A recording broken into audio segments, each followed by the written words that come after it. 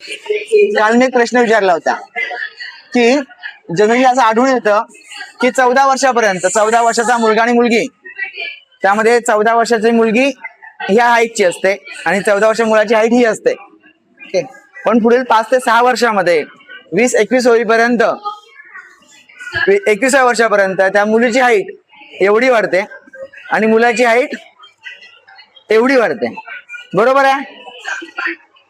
सगळ्यांना मान्य आहे? 90% केस मध्ये असं होतं.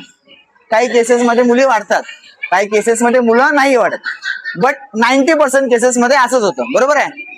सो याचं कारण हे खूप इंटरेस्टिंग आहे आणि याचं कारण शोधायचं असेल तर आपल्याला इतिहास बघायला पाहिजे. कारण की आतापासून होतंय काय, हे खूप आधीपासून चालत आलेलं आहे.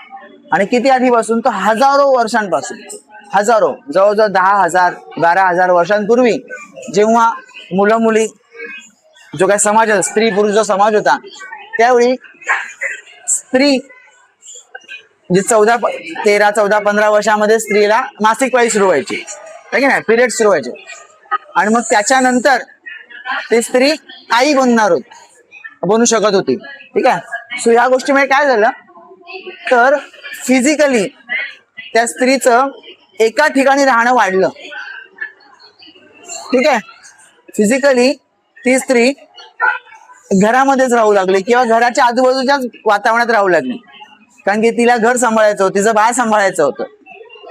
ओके. म्हणजे 14-15 वर्षानंतर, पिरियड्स आल्यानंतर स्त्रीचं आजूबाजूला फिरणं आपसुकपणे थांबलं, खूप कमी झालं.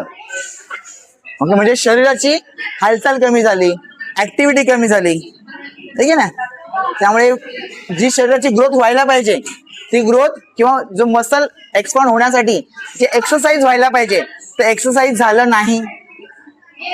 त्याच्या ऑपोजिट साईडला मुलांमध्ये 14-15 वर्षानंतर त्यांना काही खाण्यासाठी, कमवण्यासाठी आजूबाजूला बाहेर फिरावं लागलं, भरपूर अंगमेहनत घ्यावी लागली. त्यावेळी शिकार करायचे होते किंवा त्याच्यानंतर सुद्धा बराच काळ खूप अंगमेहनतीची कामं करायला लागली मुलांना.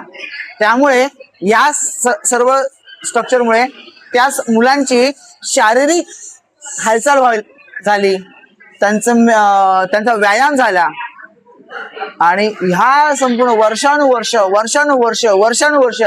हे चालत राहिल्या कारणाने जीन्स मध्ये, स्पेसिफिकली त्या जीन्स मध्ये मुलांमध्ये 14-15 वयानंतर हाईट वाढण्याचं प्रमाण वाढलं, तर मुलींमध्ये तेच पिरियड्स नंतर 14-15 वर्षानंतर हाईट वाढण्याचं प्रमाण कमी